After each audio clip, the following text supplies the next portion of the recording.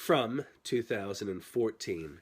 Former Australian Prime Minister Malcolm Fraser has invoked the name of Hitler in describing the new government's successful immigration program and border protection. New parliamentarian and former rich man Clive Palmer has called Queensland Premier Campbell Newman a Nazi. The denunciations are hyperbolic. It is a good thing that people are not drowning trying to start a new life in Australia. Australia is a good place for a new life, but one doesn't want to die coming here or be exploited by pirates. Fraser had few problems drowning Vietnamese peoples or leaving Zimbabwe peoples at the mercy of a murderous dictator. Palmer is the former campaign manager of Joh Bjelke Peterson. It is not the case he means what he says all the time or any time. So what is behind their criticism? Those who are hardcore ALP or Green supporters like the sound of the waffle. A lot of violence is related to bikies, drugs, and organized crime, so it is sadly depressing when a casual murder takes place in a popular shopping mall during the school holidays, and it has nothing to do with anything but a likely dispute over a woman between rivals.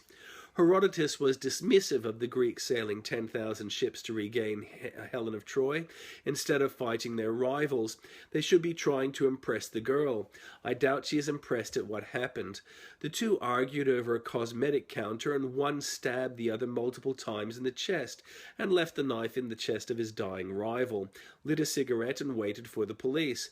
A chilling and casual murder which cannot be tolerated, but must accrue a life term in jail where there being no excuse or alternative. The imaginary Sherlock finding Moriarty excuse not meeting a modern legal standard. Issues of justice arrive on this day. In 1456, Joan of Arc was acquitted of heresy 25 years after she was murdered for it. In 1585, the Treaty of Nemours meant a policy of tolerance ended. In 1798, U.S. Congress voted to end peace with France. In 1834, 4 nights of rioting against abolitionists in New York City began on this day. In 1846, U.S. troops began to acquire California from Mexico. The U.S. attempted the draft in 1863, offering exemptions for $300. 2 years later, 4 conspirators were hung for the killing of Lincoln. But today is not entirely without mercy or grace. In 1928, sliced bread was sold for the first time on inventor's 48th birthday. In 1954, Elvis made his radio debut. In 1983, a 13-year-old girl became an ambassador for the U.S. in the Soviet Union. It is the birthday of Mahler in 1860. Robert A. Heinlein in 1907, David Eddings, 1931, Ringo Starr, 1940, and Bill Oddie, 1941.